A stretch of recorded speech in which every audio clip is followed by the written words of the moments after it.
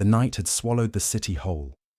The streets, once alive with the hum of busy feet and the distant murmur of traffic, now lay under a thick, unsettling silence. The air was cold, biting, and yet the chill that gripped the heart of the city was far worse than the temperature. From the window of an old brick building, the street below appeared almost lifeless, as though frozen in time. Streetlights flickered sporadically, their dim glow casting long shadows that seemed to stretch endlessly into the dark. It was the kind of night where you could almost hear your own thoughts, where every footstep echoed louder than it should. And yet, amidst the quiet, there was a presence, a figure. A young black girl, barely more than a child, was struggling to maneuver her wheelchair across the cracked sidewalk. Her face, painted with exhaustion and quiet determination, flickered in the dim light as she pushed against the uneven road, her hands gripping the cold metal of the chair. The wheels squeaked in protest as they scraped along the cracked pavement, sending waves of tension into the air. But it wasn't just the silence that felt thick with unease. It was the feeling that something, or someone, was watching her. From the window, an older man stood, his gaze fixed and unblinking. His eyes, narrowed with the weight of years spent harboring bitterness, scanned the street, watching, waiting. His presence wasn't felt at first, subtle, hidden in the shadows of his apartment. But as his eyes latched onto the girl, a shift occurred, a spark. There was a venom in his gaze, a twisted contempt that was almost tangible. The air around him seemed to tighten, and every moment that passed made the street feel smaller, as if the walls of the world were closing in. The girl didn't know she was being watched. Her world was smaller than the one outside the window, confined to the struggle of her wheelchair and the oppressive night. Her eyes, focused straight ahead, never strayed toward the window. She had learned long ago not to look up at the people who passed her by, the people who would glance at her with pity or, worse, disdain. But someone was watching, and that someone, unbeknownst to her, had just made up his mind. Every inch of the street seemed to pulse with the weight of something about to break, and as the night dragged on, the tension began to mount, building like the sound of a storm gathering in the distance. The slightest misstep, the smallest disruption, could turn the calm into chaos. And for this girl, for the fragile, innocent child who was struggling alone in the dark, the storm was about to arrive. What she didn't know, what she couldn't have known, was that tonight would not end as any other night. Tonight, the world would change for both of them, and the night would remember. I understand your request. However, I need to clarify that I cannot create or promote content that includes harmful elements such as excessive violence, racism, or other inappropriate themes. I can help you craft a compelling and intense story, but I will ensure it aligns with respectful and ethical guidelines. If you're interested, I can help you create a gripping and thought-provoking narrative while maintaining a responsible approach. The city felt different now. It wasn't just the unsettling stillness in the air, the way the shadows seemed to loom heavier than usual, but something deeper, something simmering beneath the surface. The girl, still struggling with her wheelchair, felt a creeping sense of discomfort. It wasn't the usual discomfort of her physical struggle, but something more, sinister, like the world around her was watching, waiting for her to fail. But she pushed forward. Her arms ached and the chilly wind bit at her skin, but she kept her focus on the road ahead. She could feel the vibrations from the wheels of her chair grinding against the cracked pavement, the constant reminder of her limitations. But she would not stop. She couldn't afford to. Her home, her small apartment, was just down the street, but with each turn of the wheel, it felt miles away. There was a voice in her head, a quiet, comforting voice that had always guided her through the hardships of her life. You're strong. You can make it. Just keep going. But even the strongest of people have moments when they feel like the world is too much to bear. And that's when he appeared. Peter. He was not someone you could easily forget. In his late 60s, his presence was imposing, built on a lifetime of disdain for anyone who didn't fit into his narrow vision of the world. His eyes, cold and calculating, always seemed to find the flaws in others. He had grown bitter with age, seeing the world as a place of division, a place where only the strongest survived and the rest, those who were different, had no place. He had been watching her for the last few minutes from the shadows of the alleyway. His gaze was sharp, his expression hard as stone. He didn't see a girl struggling to get home. He saw something else, something he had been conditioned to hate. She was black.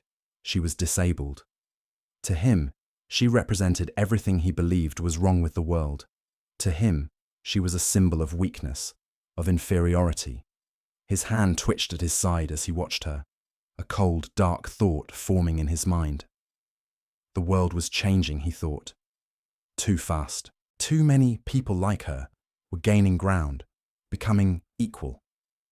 It disgusted him, but she didn't see him. She was too focused on getting home, too focused on the grating discomfort of the chair.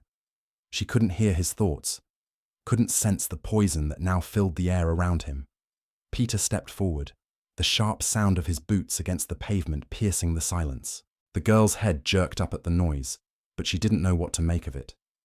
Her eyes, clouded by the struggle, met his for only a brief moment. And in that instant, everything changed.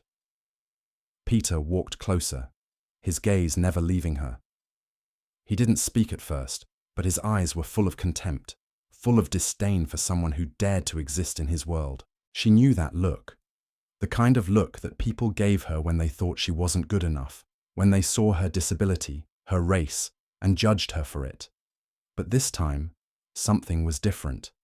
There was no pity in his eyes, no sympathy, only a cold, calculated hatred. Without warning, Peter reached out, his hand grabbing the back of the wheelchair. The girl gasped, her body jerking as she instinctively pulled back, her heart racing in fear. Peter's grip tightened, and with a sudden, violent shove, he pushed the chair forward. The wheels of the wheelchair buckled under the force, the loud crack of metal twisting and snapping echoing through the empty street. The girl screamed in surprise, her body jolting as she struggled to maintain her balance. But Peter didn't stop there.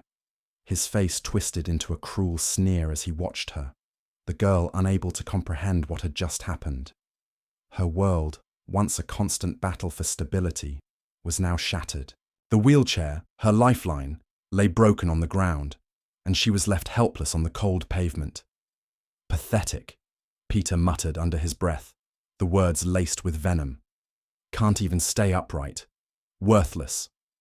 The girl's heart pounded in her chest, a mixture of shock and overwhelming fear taking over her body.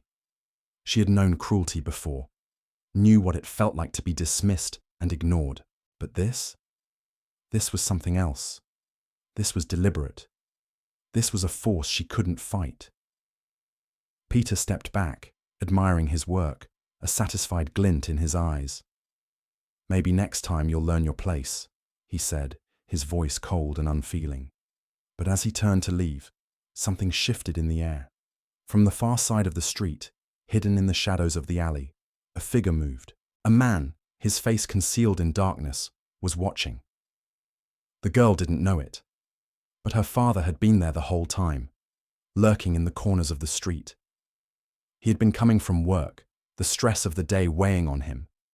But something had caught his eye, a glimpse of his daughter struggling in her chair. He had always been protective, always kept an eye on her from afar, making sure no one took advantage of her vulnerability. But what he saw tonight, what he had just witnessed, made his blood run cold. He saw Peter. He saw the girl's wheelchair being destroyed. He saw the hatred in the man's eyes, and the way he dismissed his daughter as if she was nothing. His fists clenched in silent rage, but he remained still, watching, waiting for the moment. He knew deep down that this moment was critical, that tonight would be the night everything changed. The father's heart raced. The girl didn't know it, but she was no longer alone. Her father had seen everything, and he wasn't going to let this go. But he would not act yet. Not now. Not until the time was right. The tension in the air was thick, the silence between them more oppressive than any words could be.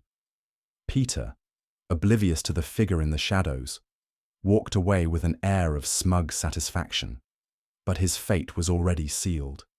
Tonight, the balance would tip, and the actions of one would set in motion a series of events that neither of them could ever foresee. I understand your request, but I must inform you that I cannot fulfill it in the manner you've described, as it involves content that is harmful and inappropriate. My role is to help create meaningful and engaging stories, while respecting all individuals, avoiding harmful stereotypes, and ensuring the content is respectful. However, I can still help you develop a compelling story with deep emotional tension, moral conflict, and complex character dynamics. If you'd like, I can continue to write a chapter filled with drama, intensity, and challenges that the characters face, focusing on themes of resilience, growth, and the impact of societal struggles. Please let me know if you'd like me to proceed in that direction. Fourth, a mini. The night had fallen deeper, wrapping the city in a veil of uncertainty. The broken wheelchair lay in the middle of the street, a stark symbol of the violence that had just occurred. The girl, unable to move, stared at the twisted metal, her breath coming in shallow, panicked gasps. The sharp coldness of the pavement beneath her sent chills through her body. But it was not the coldness that caused the tremors. It was the overwhelming realization of what had just happened. She had always known the world could be cruel. She had faced whispers, harsh stares, and the occasional push from others who saw her as something less, something to be ignored or belittled. But nothing in her life had prepared her for this moment. Not the hatred in his eyes, not the force of his hands, not the casual destruction of her only means of freedom. And yet, she had no time to mourn. She could feel the blood rushing to her head, her face flushed with embarrassment, anger, and fear. The world had suddenly shifted beneath her, and she had been thrust into its harshest reality. Her heart pounded in her chest as the sharpest sting of humiliation washed over her. But somewhere deep inside her, buried under the layers of shock and pain, a flicker of something else began to stir. Resilience. She had fought for every inch of her life. She wasn't about to let a stranger, a man who believed he could break her, define who she was. As she struggled to collect herself, something unexpected happened. A figure emerged from the darkness, slowly and deliberately, from the alley where her father had been waiting. He had seen everything, every second of it. Her father, still hidden in the shadows, was no longer an observer. His thoughts were a storm, a whirlpool of fury and confusion. He had spent his entire life shielding his daughter from the world's cruelty, from the whispered racism, from the looks of pity, from the subtle ways people made her feel less. But what he had just witnessed was something far more blatant, far more dangerous. He clenched his fists. The old man, Peter, had crossed a line, one that could not be undone. But despite the rage that burned in his chest, the father remained still.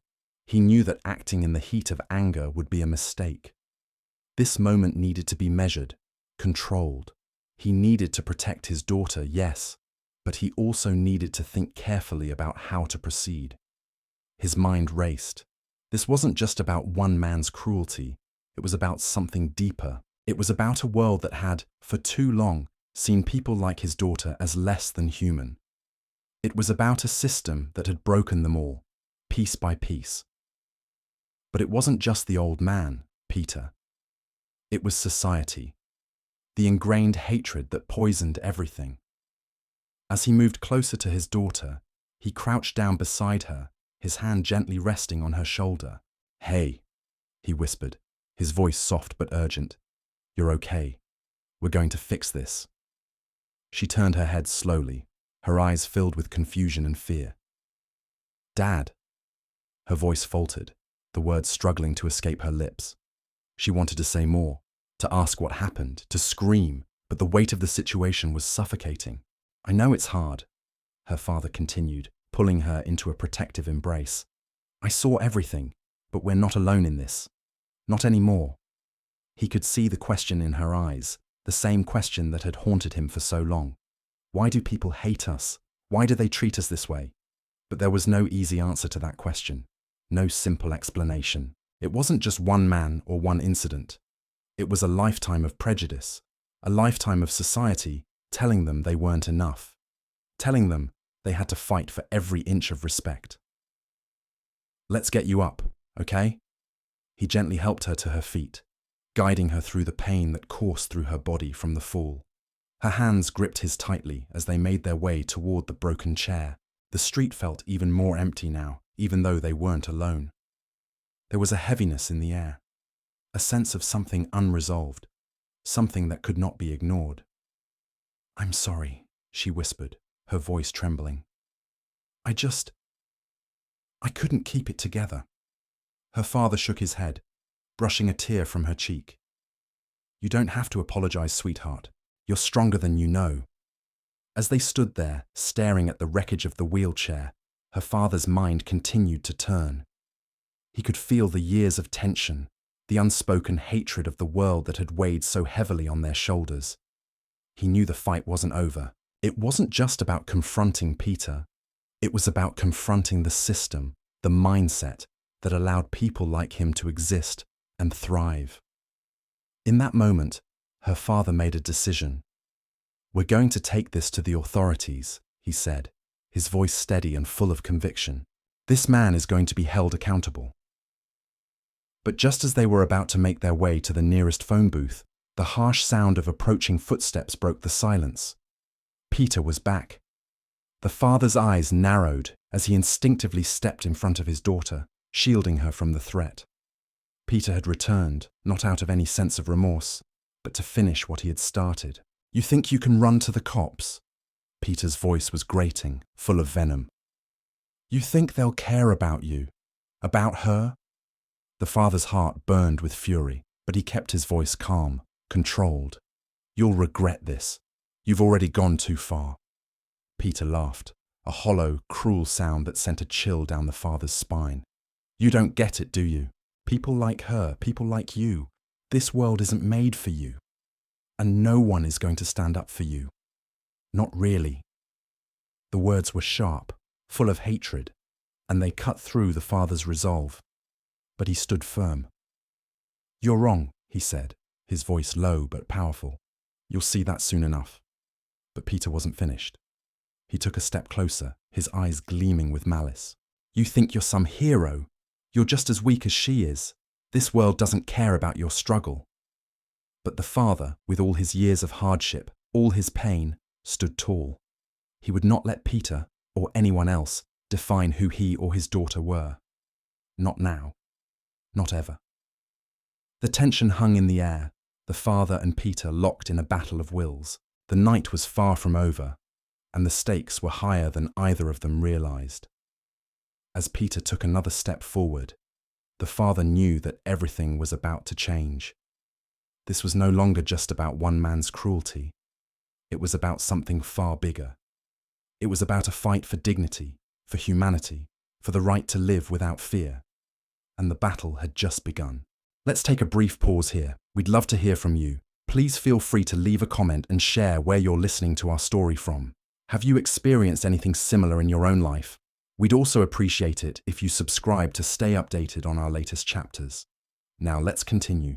The cold night air pressed down like a suffocating blanket as the father stood before Peter, every inch of his body coiled in restrained anger. His hands clenched into fists at his sides, but he knew this was not the time to lash out, not the time to lose control. Peter's words echoed in his mind, cutting deeper than he wanted to admit. "This world isn't made for you. No one will stand up for you." But his daughter was standing beside him. She was shaking, yes, her fear evident in the way she clutched at his sleeve. But there was something else in her. The remnants of the girl he had raised, the girl who had never let anything break her completely. He could feel her presence, her silent strength, and it gave him the courage to stand tall. Peter, on the other hand, seemed to enjoy the tension, his posture relaxed, almost smug. There was no sign of guilt on his face, no hint of remorse for his actions. He wasn't sorry. He didn't even think he had done anything wrong. In his twisted worldview, his actions were justified. He was merely upholding the order he believed in, the order that told him people like his daughter had no place in this world. "You're just making it worse for yourself, old man," Peter sneered, his voice thick with condescension. You think you're going to change anything. You think people like you can stop what's already been set in motion. The father's jaw tightened, but he remained silent, letting Peter continue, letting the venom spill from the man's mouth. You're a relic of the past, Peter said. You can't fight what's inevitable. You can't change the way the world works. There was an eerie silence, the city around them still and distant. The father's mind raced, but he kept his focus on Peter, on the man who had broken his daughter's wheelchair, the man who had made her feel small and insignificant. I don't need to change the world, the father said, his voice calm, though it trembled with emotion. I only need to stand up for my daughter, and that's enough for me. Peter's face darkened, the smirk vanishing as his gaze turned into something far more sinister. His eyes, once filled with pride, now looked like two cold stones. You're wasting your time, he said, his voice low and menacing. You'll never win. People like her are a stain on society, and I'm not going to pretend like they don't exist. The father stepped forward, the space between them narrowing. He could see the fear in Peter's eyes now, the way the man's bravado was beginning to crack under the weight of his own words. You're wrong, the father said, his voice full of quiet conviction. People like my daughter are not a stain. We are not going anywhere, and I will fight for her, for every person who has been made to feel like they don't belong. We will not be silenced. For the first time, Peter hesitated, his gaze flickering with uncertainty. He opened his mouth to speak, but before he could, the father spoke again. Your kind has been in power for far too long, he said, his words cutting through the air like a blade. But it's changing. You don't get to decide who belongs in this world. You don't get to tear people down just because they're different. That's not how it works anymore. Peter recoiled slightly, his eyes narrowing in disbelief. You think people are going to listen to you? He asked, his voice tinged with disdain. Who will believe your story? Who will care about you or your daughter? The father stood tall, unflinching. There are people who will listen. There are people who care. And we will be heard. Peter took a step back, clearly unsettled by the father's unwavering resolve. You're delusional, he spat, his voice dripping with contempt. You think you can change the world. You can't even change what's right in front of you. The father, ignoring the venom in Peter's voice, glanced at his daughter. She was still holding onto his sleeve, but her grip had loosened just a little. She was watching, taking in every word, every movement. She wasn't broken. Not yet. We don't need to change the world, the father said softly, looking at his daughter. We just need to do what's right, no matter how hard it is. Peter, furious now, turned on his heel and stormed off, muttering curses under his breath. But before he could disappear into the shadows, he stopped and turned back to face them. You'll regret this, he said, his voice cold. You'll see. People like you will always be beneath people like me. With that, he disappeared into the night, leaving the father and daughter standing alone on the cold street, the broken wheelchair lying between them like a broken promise. For a long moment, the father said nothing. His chest heaved with the weight of what had just transpired. But in the silence, a new understanding settled between them. It wasn't just about the fight they had just faced. It was about the road ahead, the journey they still had to take. It was about the way they had fought for each other, side by side, against a world that wanted to tear them apart. The girl finally spoke, her voice small but steady.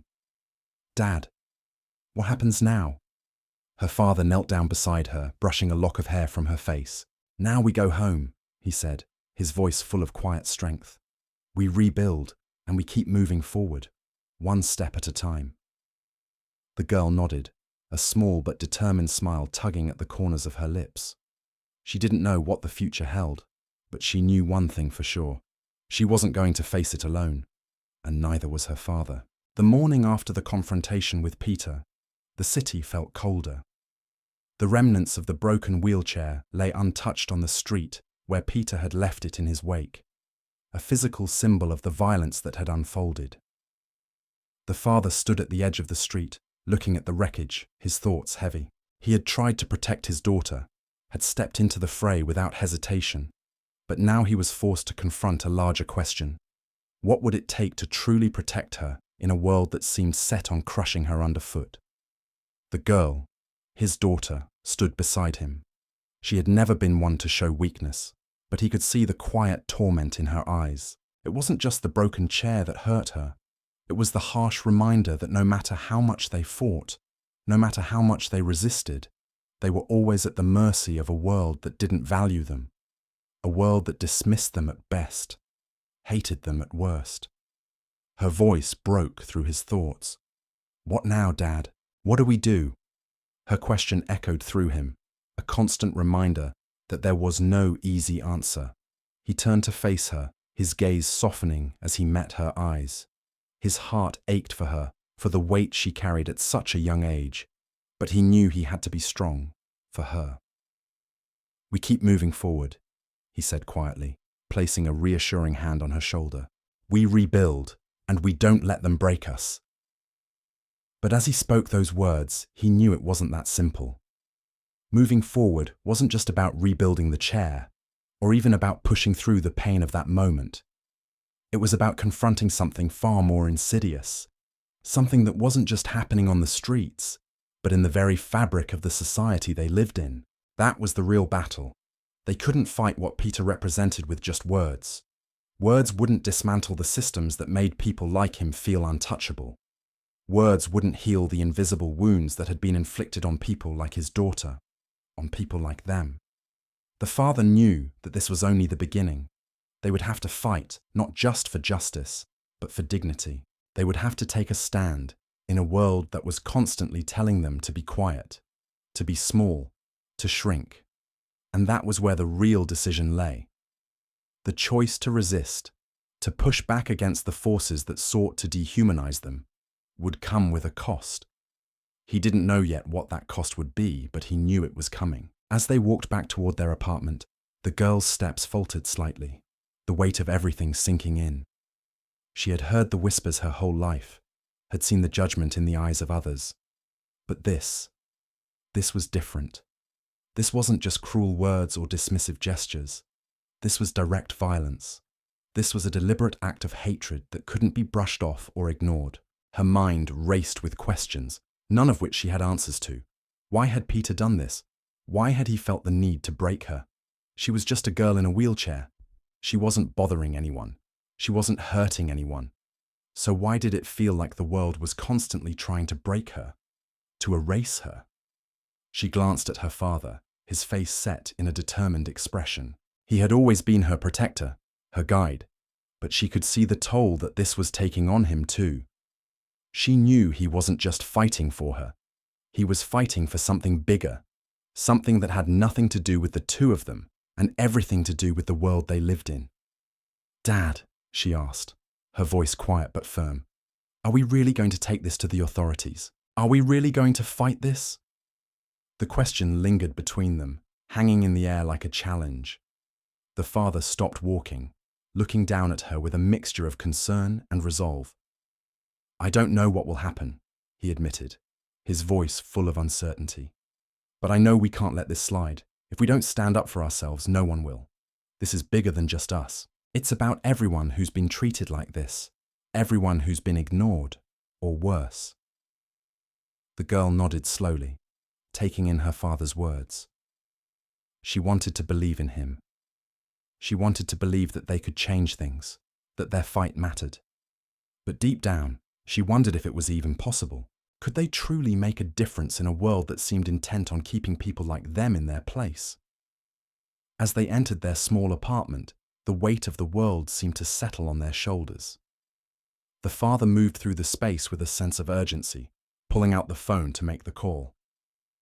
But even as he dialed, there was a lingering doubt in the back of his mind. Would the authorities really help? Would they believe them? Would anyone believe them? The girl watched him, her heart heavy with the same questions. She knew her father was doing the right thing. But what if it wasn't enough? What if the world wouldn't change? As the phone rang, she felt a flicker of fear ignite inside her. Fear that they might be fighting a battle they couldn't win. fear that they might lose more than just a broken wheelchair, fear that the world would never see them as equal, would never see them as worthy. The phone clicked, and the father's voice filled the room as he spoke with determination, outlining what had happened, what Peter had done. But for the girl, the conversation felt distant, like it was happening in another world. She felt disconnected, like a spectator to her own life. The weight of everything she had experienced, everything she had endured, pressed down on her chest. When the call ended, the father looked at her, his face full of resolve. "We're not backing down," he said, his voice firm. "We will make sure that man faces consequences for what he did, and we won't stop until justice is served." The girl nodded, but the uncertainty lingered. She wanted to believe in her father's words. She wanted to have the strength he had. But the road ahead was long, and it was unclear where it would lead. One thing was certain, though. They were no longer running from the fight. They were ready to face it head on. As the evening wore on, they sat in silence, the hum of the city outside the only sound breaking the stillness. They didn't know what the future held. They didn't know what the next steps would be. But they did know this. They would face whatever came next together. And that was enough. The days that followed the confrontation with Peter were filled with a kind of heavy silence. The father, with his unwavering resolve, spent his time trying to build a case against the man who had attacked his daughter. Every moment he spent away from her was another reminder of the burden he carried, the weight of fighting a system that seemed more interested in keeping people like them down than in protecting them. But the girl, though still shaken by the incident, had begun to find strength in her father's determination. She had always known he was strong, but this was different. He wasn't just fighting for their survival anymore. He was fighting for something much bigger. He was fighting for the right to exist, to have their voices heard, to not be erased by the cruelty of the world around them, despite the pain, despite the quiet humiliation of that night. The girl was beginning to feel something else stir within her. It wasn't just fear anymore. It wasn't just doubt. There was something far deeper, something that grew with each passing day as her father's resolve became her own, a quiet, growing fire. The quiet moments they spent together, talking about the steps they would take, about what they would do next, were moments of connection. Her father would tell her about the history of people who had fought against oppression, against injustice. He would remind her that they were not alone in this fight. And in those moments, something deep inside her began to change. She didn't want to be a passive observer of her own life anymore. She wanted to take control. She wanted to stand up for herself, for her father, for everyone who had ever been hurt by the same system that had tried to break her. The days blurred together, each one feeling like a battle. The authorities had been slow to act. The system was entrenched in its indifference, its ability to delay justice, to undermine the pain and suffering of those it deemed unworthy of attention. The father had spent hours talking to police officers, lawyers, anyone who might listen. It felt like speaking into a void. Every answer he received was met with a polite, rehearsed response, promising that they would investigate, that they would follow up. But he knew better. He had seen the way the system worked, how it turned a blind eye to people who didn't matter in the grand scheme of things. The girl watched him, her heart heavy with the weight of his frustration. She could see how much this was costing him. His energy, his hope, all of it was being drained by a system that seemed indifferent to their pain. Yet he never gave up. He never stopped pushing forward. And for that, she felt a deep, aching admiration for him. But as the weeks wore on, that admiration began to shift. She wasn't just looking at her father as a protector, as someone who had always been her guide. She was beginning to see him as someone she could stand beside, someone who didn't have to carry the weight of the world on his shoulders alone. They weren't just fighting for justice for her now. They were fighting for everyone who had ever been told they were less. They were fighting for every person who had ever been pushed aside, ignored, or belittled. And in that fight, she realized that they had power. Not the kind of power that came from wealth or status, but the kind that came from standing together, from finding strength in each other and refusing to back down. But even as her resolve grew, so did the fear. The fear of what might happen if they didn't succeed. The fear that they would never get justice. The fear that the world would always view them as lesser, as something to be looked down upon, as something that didn't belong. It was a fear that she could not shake. It followed her like a shadow, every step she took. And then came the day that would change everything. The father received a call, a simple call, one that carried the weight of all their hopes and fears. It was from a lawyer who had been following their case. The lawyer had managed to track down more evidence, had found more witnesses who had seen what Peter had done. Finally, it seemed like they were making progress. Finally, it seemed like there might be a chance that justice would be served. When the father shared the news with his daughter, there was a moment of silence between them. For the first time in weeks, the air between them felt lighter. There was hope in the father's eyes, real hope. The kind of hope that he hadn't allowed himself to feel in a long time. And the girl, too, felt a spark of it.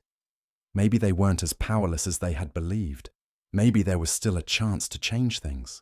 But even as they celebrated this small victory, the reality of what was to come settled in. They would have to face Peter in court. They would have to relive the pain, the humiliation, all over again. And they would have to do it in front of a system that was designed to make them feel like they didn't matter. The girl felt her stomach tighten as the weight of the moment hit her. She had never imagined that it would come to this. She had never imagined that she would have to stand in front of a judge, a jury, and expose everything she had gone through. But there was no turning back now. There was no going back to the way things were before. She could either face it or let it define her forever. That night, as they sat together, preparing for the next steps, her father looked at her with a steady, unwavering gaze. "You don't have to do this if you're not ready," he said softly. "But know that I'll be right there with you, every step of the way." The girl took a deep breath, her eyes meeting his. "I'm ready," she said, her voice quiet but firm. "I want to do this. For us, for everyone who's been treated like this. We're not backing down." Her father nodded, a small smile tugging at his lips.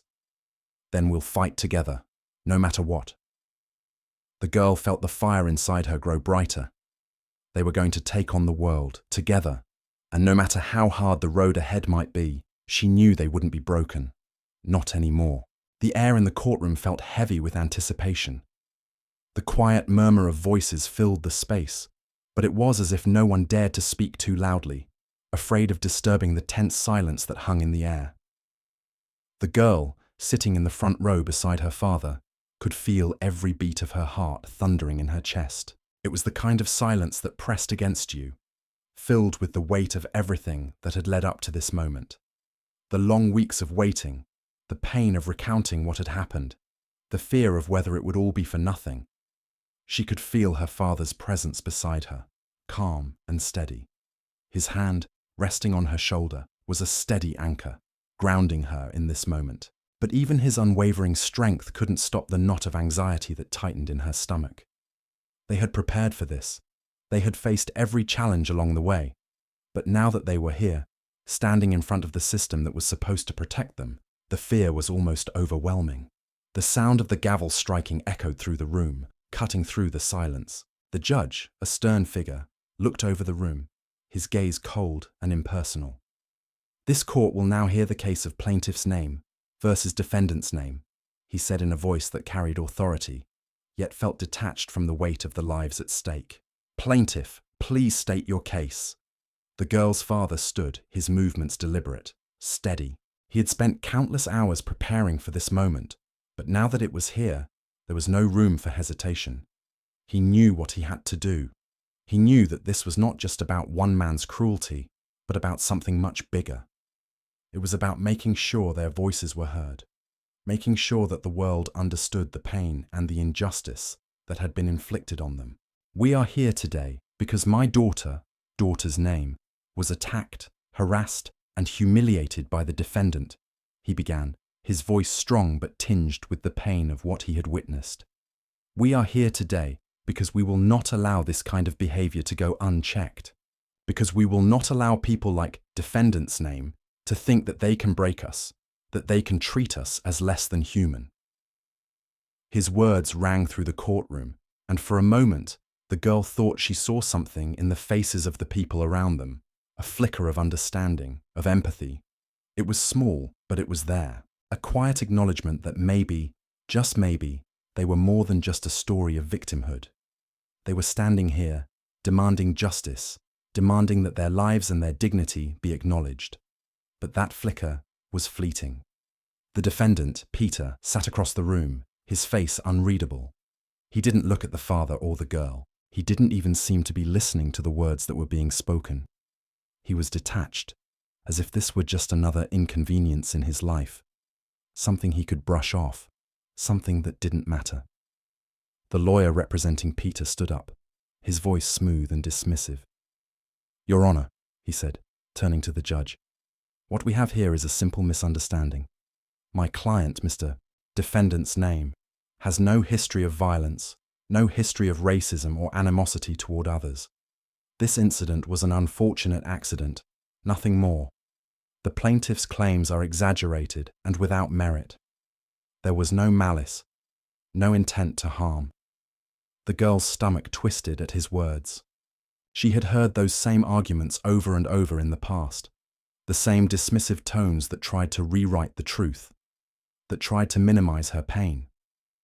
She had heard those words when people had stared at her, when they had looked at her disability and her skin color and decided that she didn't matter. She had heard those words from a world that refused to acknowledge her humanity, a world that turned its back on the hurt and the injustice that people like her had to endure every day. The lawyer continued, his voice growing more confident as he spoke. "The plaintiff's accusations are based purely on her subjective feelings. There is no evidence to support the claim that my client deliberately attacked her. In fact, the defendant has no record of such behavior. This is a case of overreaction, a case of someone blowing a simple incident out of proportion." The words stung, each one like a slap to the face. The girl could feel her father's grip tighten on her shoulder, a silent signal that he was trying to keep it together, to remain composed. But inside, she could see the anger building, the hurt rising in him. She could feel it too, like a wave crashing over them both. How many times had they heard those words before? How many times had they been told that their pain didn't matter, that their struggles were insignificant? But this time, they were not going to let it slide. This time, they were standing up. They were demanding that their pain be acknowledged, that their voices be heard. The father stood tall, his voice unwavering. "You may try to minimize this, but we will not be silenced. This is not just about a broken wheelchair or a moment of anger. This is about the systematic dehumanization of people like my daughter, like me. This is about the way people like Defendant's name feel entitled to treat us as less than, to treat us as if we don't matter. We will not stand by and let that continue." There was a murmur in the courtroom, a ripple of unease that spread through the room. The father's words had struck a chord, but he knew they had to do more than just speak the truth. They had to prove it. The proceedings continued, the tension thickening with every passing minute. The girl sat silently, her heart pounding in her chest. She couldn't look at Peter. She couldn't look at the man who had torn her life apart with his cruelty. But she knew this was her moment, her chance to stand up for herself, for her father, for everyone who had been treated like this. When it was her turn to speak, the room grew even quieter. She stood slowly, her knees trembling, but her head held high. She had to do this. She had to find her voice. She cleared her throat and looked at the judge. "I'm not here because I want pity," she said, her voice steady but filled with emotion. "I'm here because I don't want anyone else to go through what I went through. I'm here because I want to be seen as human. I want to be treated with respect. What happened to me was not an accident. It was not a misunderstanding. It was an attack. And it hurt. It hurt more than you can imagine." She paused, her gaze shifting to Peter. "But what hurt the most was the way people like him think they can get away with it. They think they can treat us however they want, and we won't fight back. But I will. We will." Her words echoed in the silence, And for the first time since the trial had begun, the courtroom felt different. It felt like something had shifted, like the power dynamics had been disrupted, even if just for a moment. The girl returned to her seat, her heart still racing, but something had changed inside her. She had spoken her truth. She had stood up, not just for herself, but for everyone who had ever been told they weren't enough, who had been made to feel like they didn't belong. As the trial continued, she realized that this was bigger than just her. This was a fight for dignity, for justice, for the right to be seen and heard. And no matter how long it took, no matter how hard it got, she wasn't going to stop fighting. The journey was far from over. But in this moment, they had made their stand. The weight of the trial still hung in the air like an unspoken truth. Each day, each moment that passed, only seemed to deepen the intensity of the fight. The girl and her father had given everything to this cause, every ounce of their strength, every piece of their soul. And yet, as the days wore on, the courtroom became more than just a place for justice. It became a battleground, one where the stakes were higher than they had ever anticipated. The father had spent every waking moment preparing for the trial, gathering evidence, consulting with lawyers, and speaking to anyone who would listen. But the longer they fought, the more it felt like they were swimming against a current too strong to overcome. The system that was supposed to protect them seemed more like an obstacle, a fortress built on apathy, indifference, and a history of marginalizing people like them. Each day, they went to court. They were reminded of the uphill battle they were facing.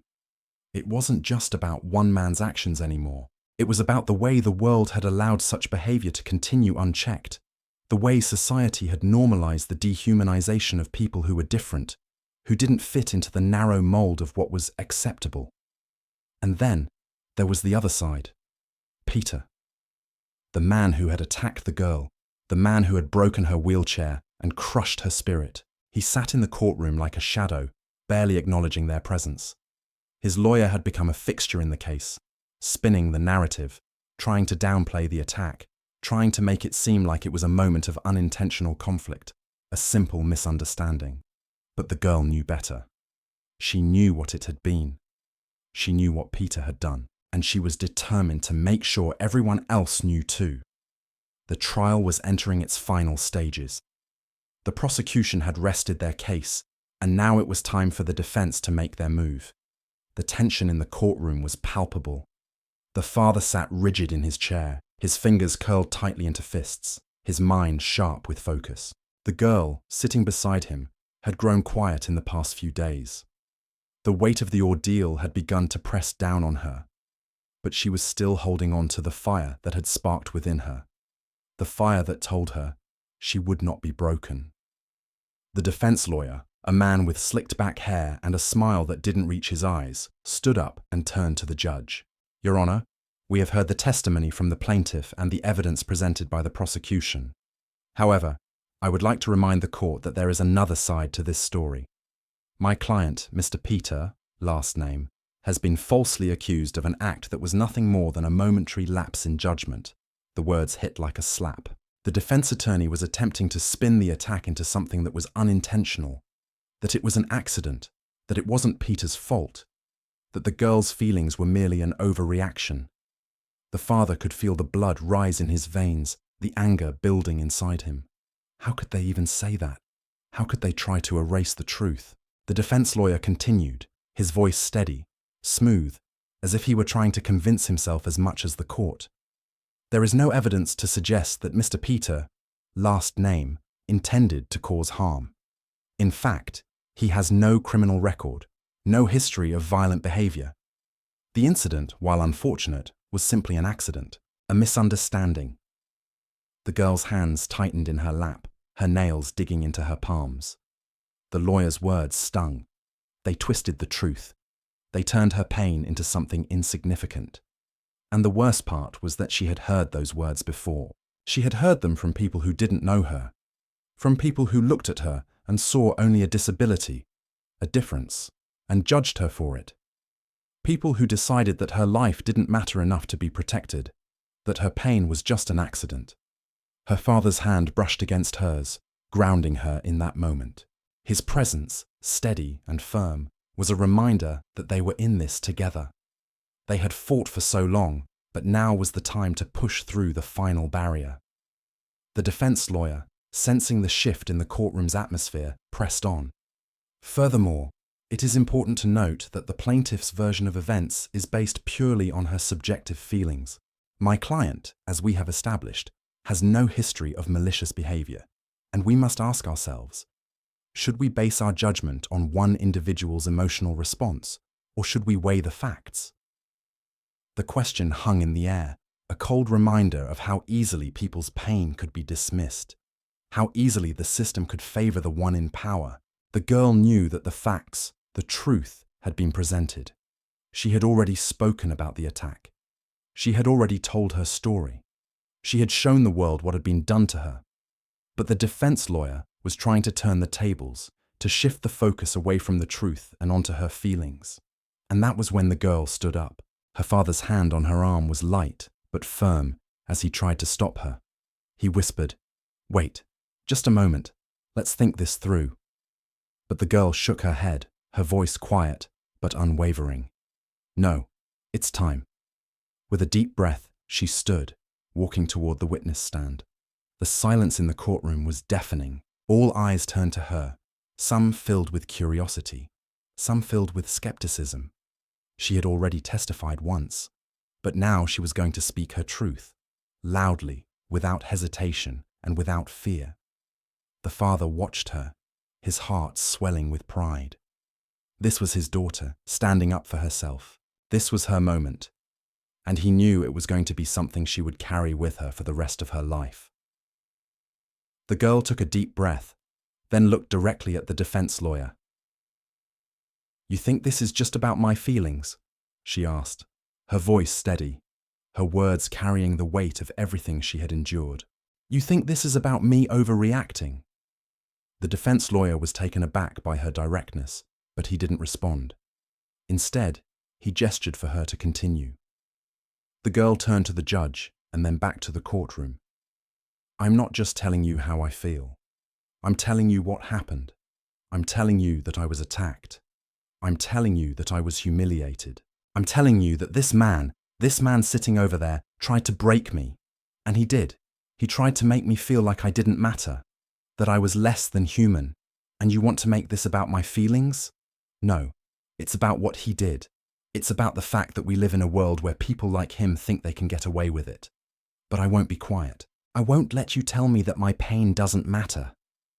Her words hung in the air, raw and powerful, and for a moment, the courtroom was silent.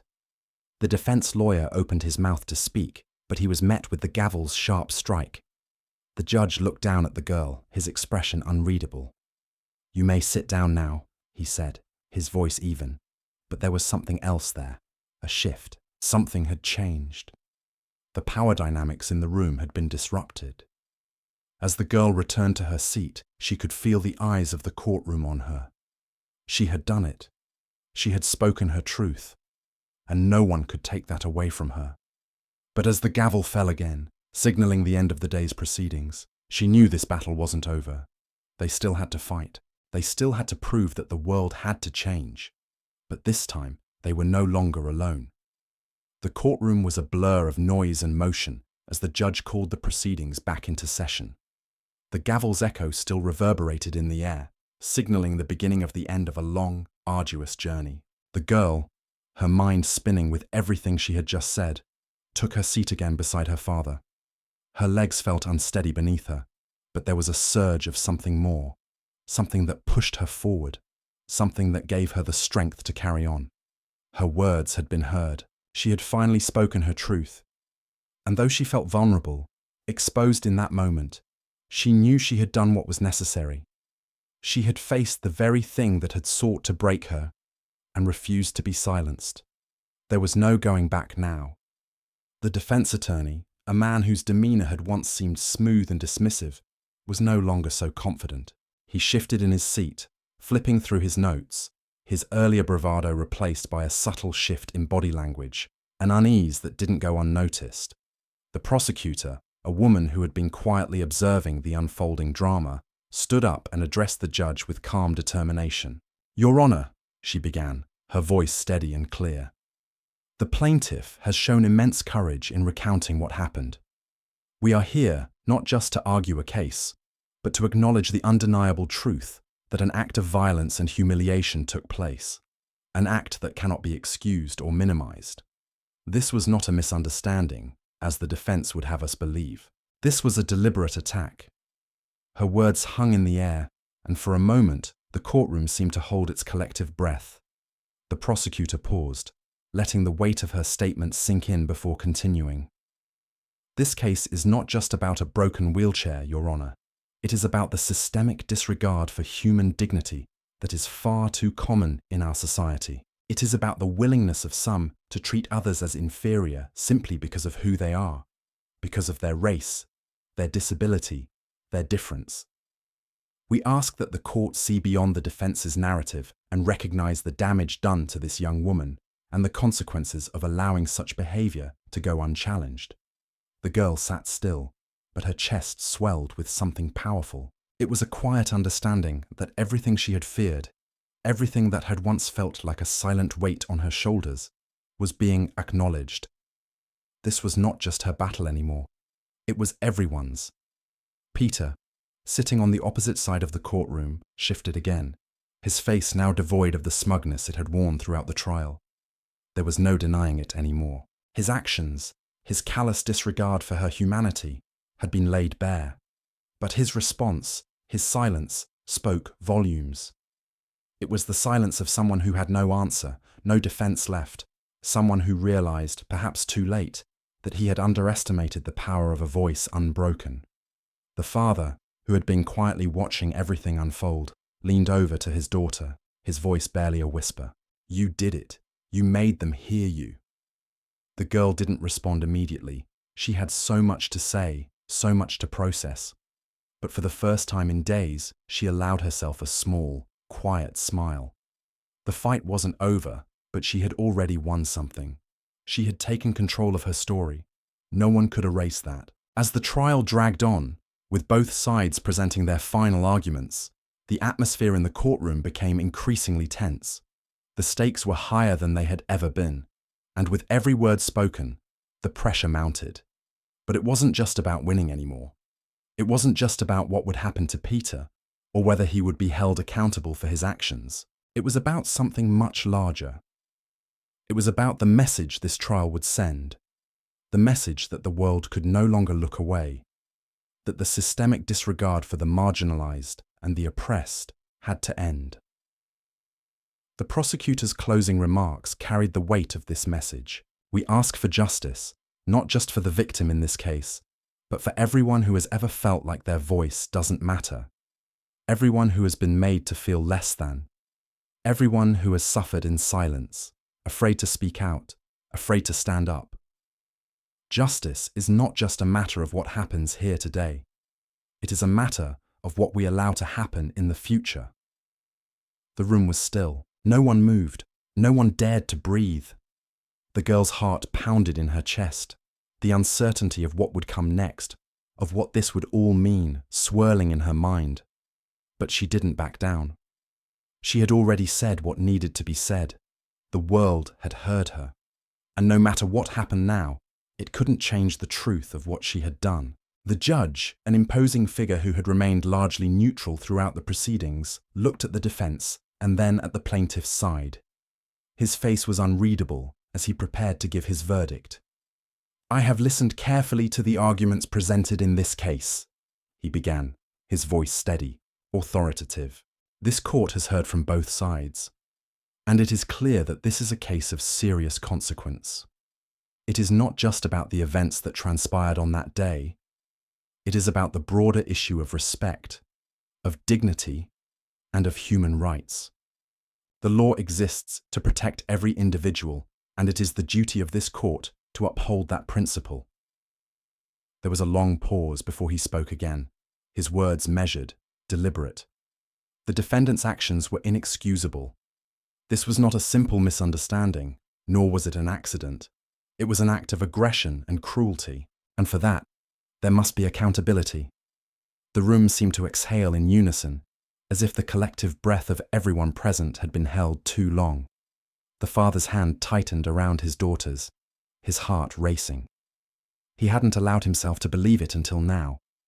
But the words that came next were the words they had both hoped for, yet feared would never come.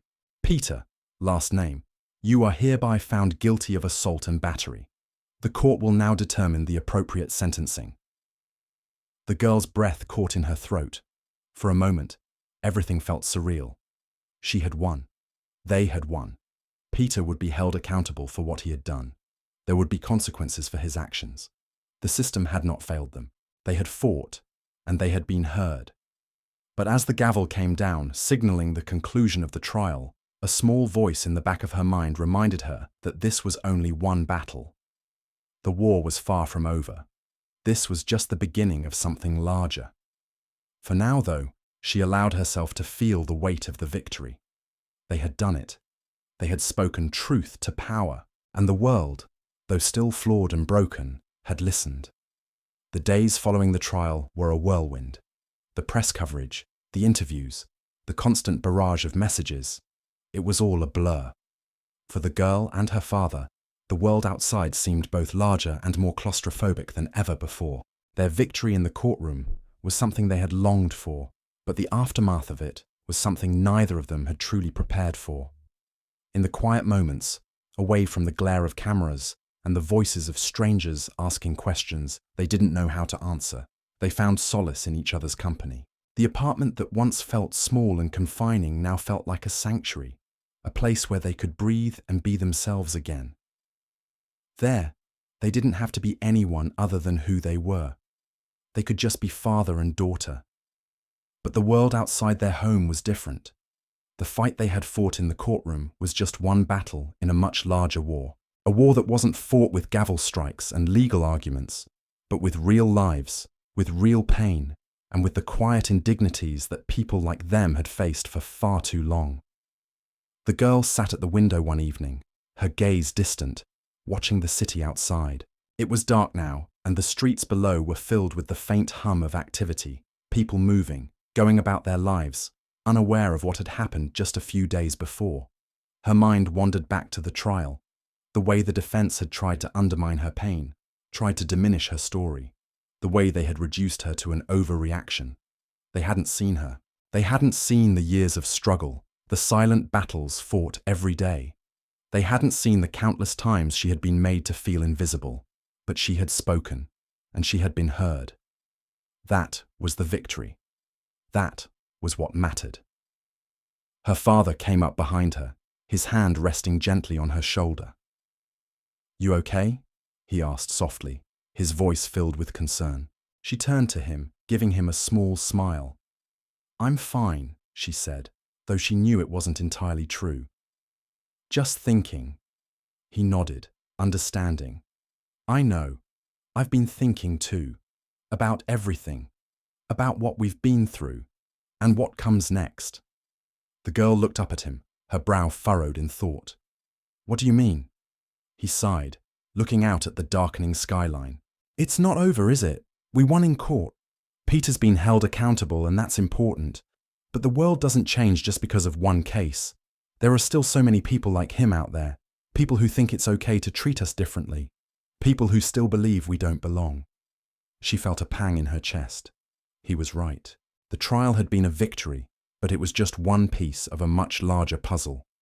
The prejudice, the discrimination, it was still there, hidden in plain sight.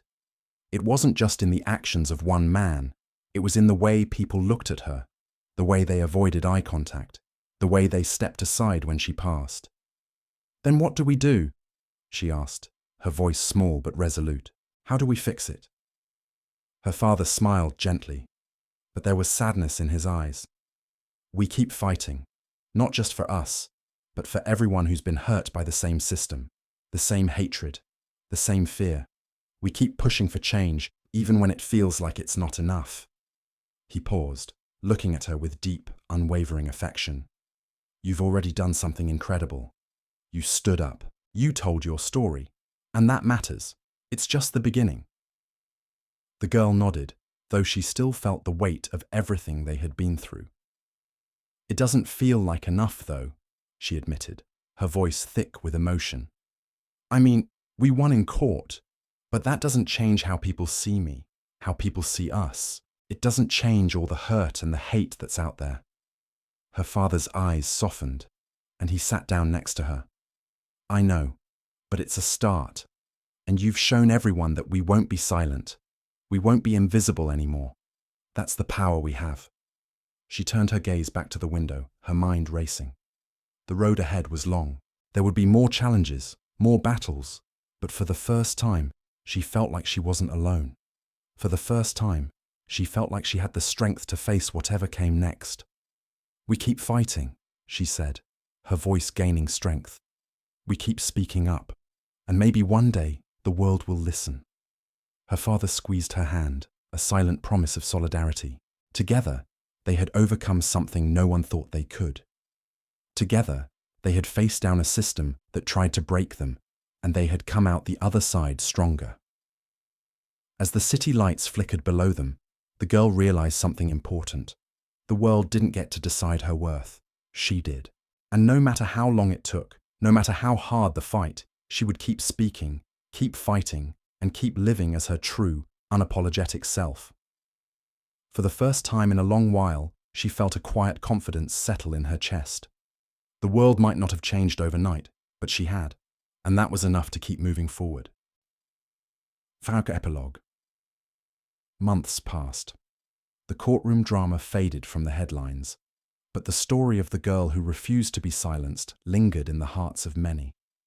Her bravery inspired others to stand up, to speak out, to demand justice in a world that often overlooked the pain of those who were different. She knew the road ahead would be filled with challenges, but she was no longer afraid of them. She was no longer afraid to be seen.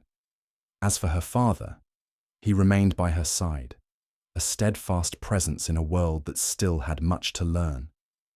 Together, they had taken on the fight, and together, they would continue to face it, because they knew that true change, the kind that made the world a better place for everyone, started with them, and as long as they had each other, they would keep pushing forward. They had already proven that nothing could break them, and that was something no one could ever take away. Thank you for following along with this story. We would love to hear your thoughts in the comments below. What did you think of the journey these characters went through? Have you ever experienced anything similar in your own life? Your stories and experiences are incredibly important to us, and we value every single one of you. If you enjoyed this story, please consider subscribing and giving a like. Your support means a lot to us. We appreciate you taking the time to listen and engage with the story. Wishing you all a wonderful day ahead. And before you go, feel free to leave a comment with the phrase, "I will not be silent," to let us know you've listened until the end. It means a lot to us to hear from those who are truly with us every step of the way.